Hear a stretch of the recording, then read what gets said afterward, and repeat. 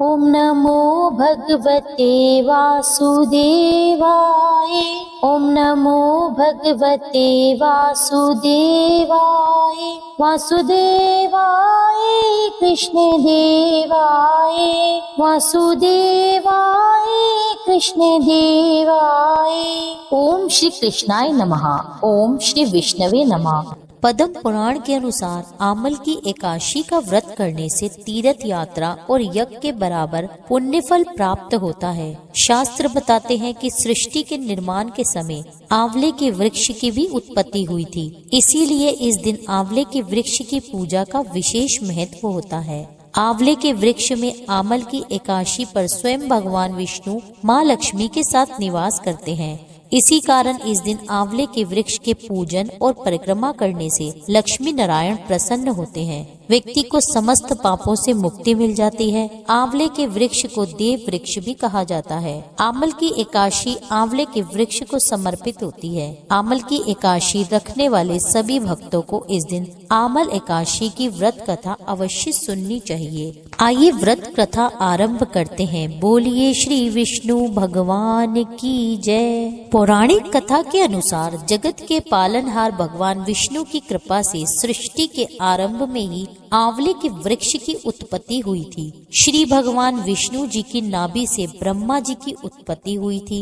एक समय ब्रह्मा जी के मन में स्वयं के बारे में जानने की जिज्ञासा हुई कि वह कौन है, उनका जन्म कब और कैसे हुआ। इन्हीं सब प्रश्नों का उत्तर जानने के लिए श्री ब्रह्मा जी ने पर ब्रह्मा की कठोर तपस्या की। तब ब्रह्मा जी की तपस्या से प्रसन्न होकर पर ब्रह्मा श्री विष्णु जी ने प्रकट होकर ब्रह्मा जी को दर्शन दिए। अपने समक्ष स्वयं भगवान श्री विष्णु को देखकर ब्रह्मा जी की आंखों से खुशी के आंसू बहने लगे। ब्रह्मा जी की भक्ति से भगवान विष्णु प्रसन्न हुए और जब ब्रह्मा जी के आंसू उनके चरणों पर गिरे तो आंसू आंवले के वृक्ष में बदल गए। तब श्री विष्णु जी ने ब्रह्मा जी से कहा कि आपके आंसुओं से उत्पन्न हुआ आंवले का वृक्ष और आंवला मुझे अत्यंत प्रिय रहेगा, और जो भी आमल की एकादशी के दिन आंवले और आंवले के वृक्ष की पूजा करेगा उसके सभी पाप नष्ट हो जाएंगे और अंत में वह मोक्ष प्राप्त कर वैकुंठ को जाएगा। दूसरी पौराणिक कथा के अनुसार धर्मराज युधिष्ठिर ने भगवान श्री कृष्ण से कहा कि हे मधुसूदन,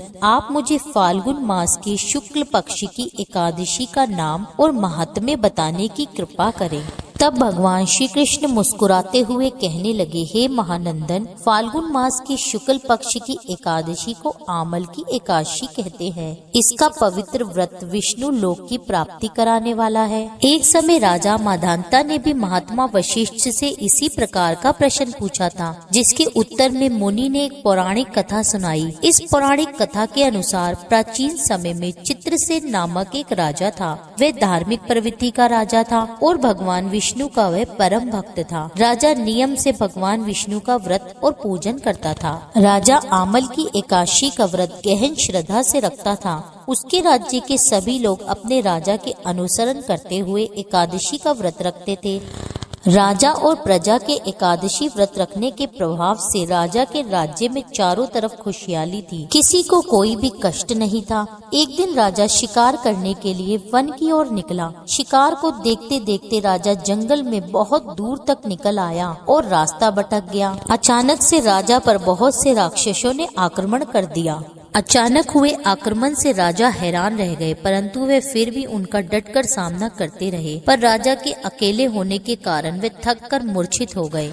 राक्षसों को लगा कि उन्होंने राजा का वध कर दिया है, परंतु वह उनका भ्रम था। जब वे राजा की ओर बढ़े तब राजा के शरीर में से एक दिव्य शक्ति प्रकट हुई और उस दिव्य शक्ति ने राक्षसों को मार दिया और फिर वह दिव्य शक्ति राजा में ही समाहित हो गई। कुछ समय बाद जब राजा चेतना में लौटे तब उन्होंने देखा कि उनके ऊपर आक्रमण करने वाले सभी राक्षस मरे पड़े हैं। तब यह देखकर वे बड़े आश्चर्य में पड़ गए कि उन्हें किसने मारा, इन्हें मारकर किसने उनकी रक्षा करी। तभी आकाशवाणी हुई, हे राजन, तुम्हारे आमल की एकादशी के व्रत के प्रभाव से ये राक्षस मारे गए। तुम्हारा कुछ न बिगाड़ सके। तुम विष्णु के सच्चे भक्त हो। तुम्हारी रक्षा के लिए तुम्हारे शरीर से आमल की एकादशी की वैष्णवी शक्ति ने इनका संहार किया है। जब राजा ने उस शक्ति के बारे में पूछा तो उन्हें उत्तर मिला कि वह शक्ति इन्हें मारकर तुम्हारे शरीर में ही प्रवेश कर गई। तब राजा प्रसन्नता से वापस अपने राज्य में लौट गया और उसके बाद उसने पूरे राज्य में घोषणा करवा दी कि हर कोई व्यक्ति उसके राज्य में आमल की एकादशी का व्रत पूरे विधि विधान से करेगा और इस दिन भगवान विष्णु का पूजन भी सच्चे मन से करे। इस व्रत के प्रभाव से भक्तों के सभी कष्ट दूर हो जाते हैं। राजा ने अपने राज्य में सभी को एकादशी व्रत की महिमा बताई। आमल की एकादशी का व्रत रखने वाले व्यक्तियों की उनके शत्रुओं से भी रक्षा होती है। यह व्रत रखने से दान करने जितना पुण्य फल प्राप्त होता है। इस दिन आंवले का दान भी अवश्य करना चाहिए। यही कथा की समाप्ति होती है। ओम जय एकादशी माता, जय एकादशी माता, विष्णु पूजा व्रत को धारण कर शक्ति मुक्ति पाता। ओम जय एकादशी माता, तेरे नाम गिनाऊं देवी, भक्ति प्रदान करनी, गण गौरव की देनी माता, शास्त्रों में वरनी। ओम जय एकादशी माता, मार्गशीर्ष के कृष्ण पक्ष की उत्पन्ना, विश्व तारिणी जन्मी, शुक्ल पक्ष में हुई मोक्षदा, मोक्षदाता बन आई। ओम जय एकादशी माता, पोष के कृष्ण पक्ष की सफला नामक है, शुक्ल पक्ष में होए पुत्रदा, आनंद अधिक रहे।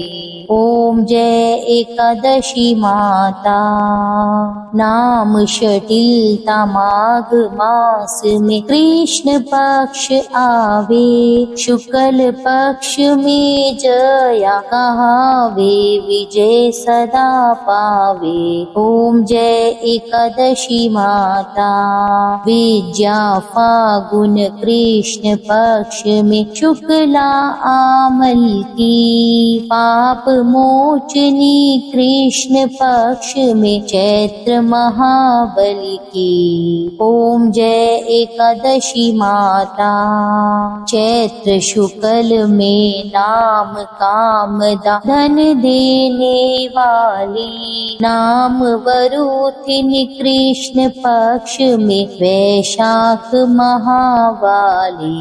ओम जय एकादशी माता, शुक्ल पक्ष में होए मोहिनी, अपरा ज्येष्ठ कृष्ण पक्षी, नाम निर्जला सब सुख करनी, शुक्ल पक्ष रखी।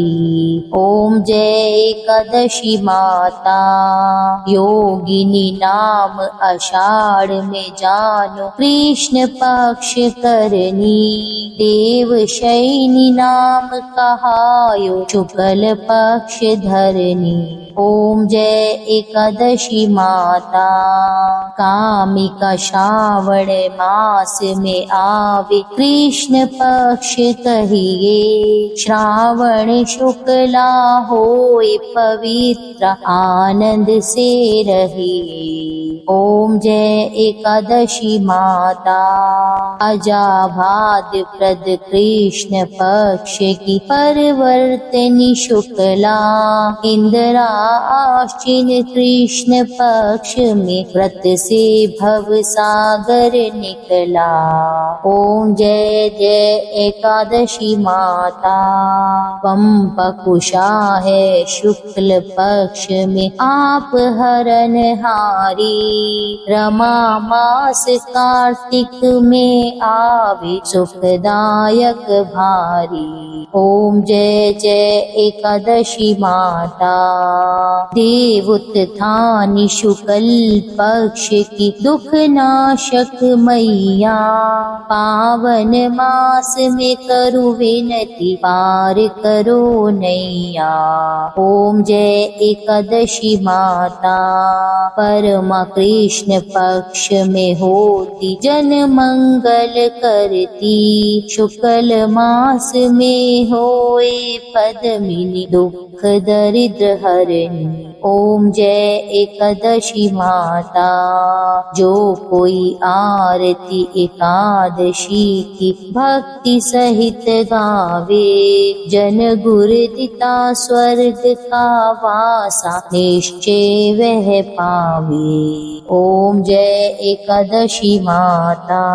उम्मीद करती हूँ आपको ये कथा पसंद आई होगी। वीडियो पसंद आई हो तो मेरे चैनल को सब्सक्राइब जरूर कर दीजिए और वीडियो को ज्यादा से ज्यादा शेयर कर दीजिए और एक लाइक जरूर कर दीजिए। मिलते हैं आपसे अगली वीडियो में, जब तक के लिए जय श्री हरे कृष्ण।